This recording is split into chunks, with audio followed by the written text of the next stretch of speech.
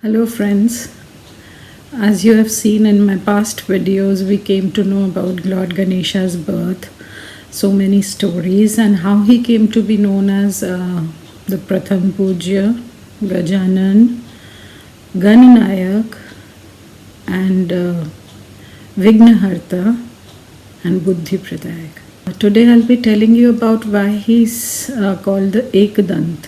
You know, he has one tusk. The right one is whole, the left one is broken. It has a very spiritual and symbolic meaning also, that he tends to give away with duality. It is all about oneness. As I said also, that he's the Param Brahma. So he depicts the oneness of Brahma, that there is one God. It depicts that. And also, Dant in the Sanskrit language comes from the root Durdrashti. So he is one who shows us the path towards one Brahma. And also another significance, like his right side, the right nasal tusk is full, which is of the sun, Surya Nadi. It will never be broken because we say the tusks are Medha and Shraddha. So Medha, the intellect or the ability to think, and Shraddha is faith. So it depicts that although we might waver in our intellect sometime, but our faith in the Param Brahma should never be broken.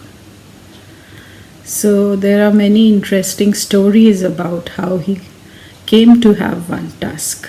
First story of Ekdanta tells us how nothing should come between our pursuit of knowledge and also keeping one's word, and nothing should come in between our duties. In the Puranas it states that when Vedvyasji was asked by Brahma to write down the Mahabharata, he said he could not do both the forming of the verses and the writing. So Brahmaji asked him to pray to God Ganesha because he's the wisest of all, and for writing down. So Ganesha agreed to write down the verses on one condition, that Vedvyasji should say uninterrupted.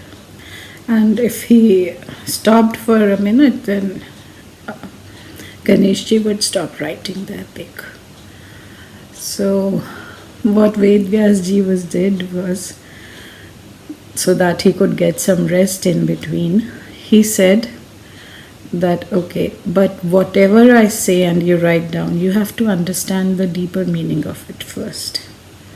That way, whenever Vedvyasji wanted to rest, he would recite a very difficult verse. So by the time Ganeshji comprehended that, Vedvyasji would rest. So this was going uninterrupted for many eons. In between, Ganeshji's pen broke, feather pen, in writing. So Ganeshji didn't want anything else to come in between the work and stop. And one theory also states that realizing the greatness of the job he was doing, of the scripture that he was writing, Ganeshji broke off his tusk and continued writing with that. It was such a great job he was doing.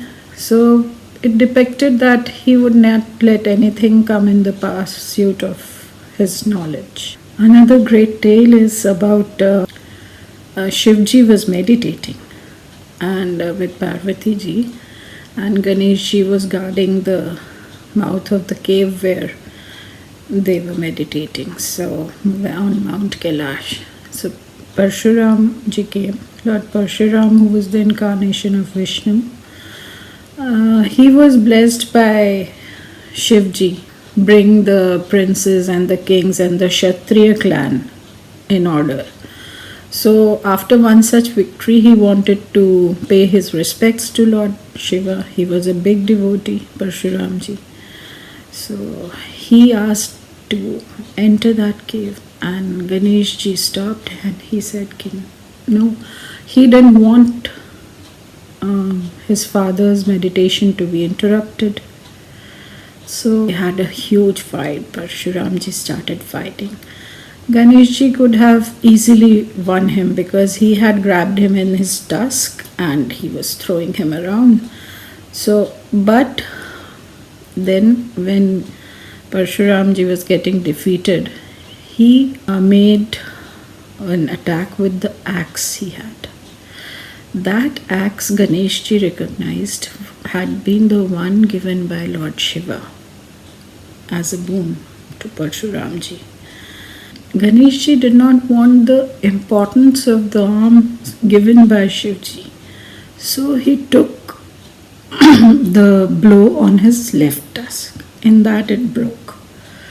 So when Parvati ji and Shivji came outside, they were very angry. And then Parshuramji also realized what he had done. And then he paid his respects to both Ganeshji and Parvati ji. For that, Lord Vishnu had to come in the guise of a small Brahmin boy and tell Parshuramji to pay his regards. This story also tells about dedication towards one's duty, not to let anything come in between your duty and yourself. And also when he recognized his father's axe, then he showed humbleness and took the blow on him.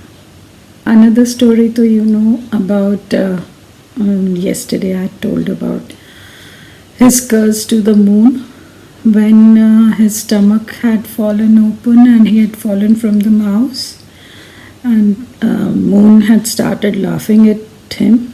That time also he broke some legends say he broke that off tusk and threw it at the moon. That is why the moon has trenches, and it's not, the moon surface is not even.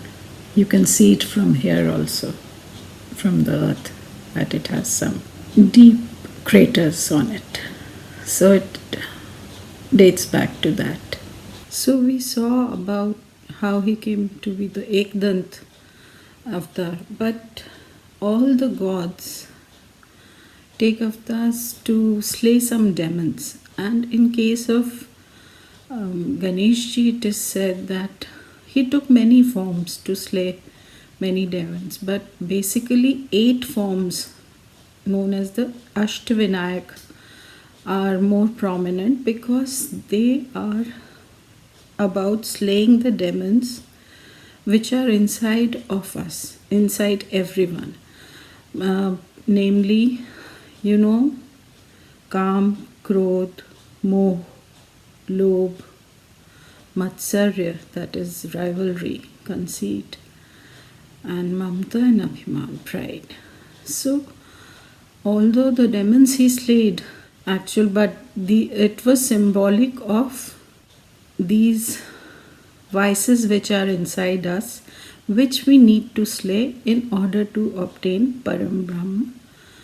So the story of Ekdant is that he came to slay demon Madasur. Madasur was born of sage Javan. He was the brother of Shukracharya. Shukracharya, as you know, is the preceptor of demons. So Madasur went to Shukracharya. Shukracharya gave him the deity Shakti's mantra, Hrim, and he meditated thousands of years on this. So Shakti came and gave the boon, and due to Shakti's boon, he became unstoppable. And there was no righteousness left in the world. There were vices everywhere. He took control of all the 3 worlds.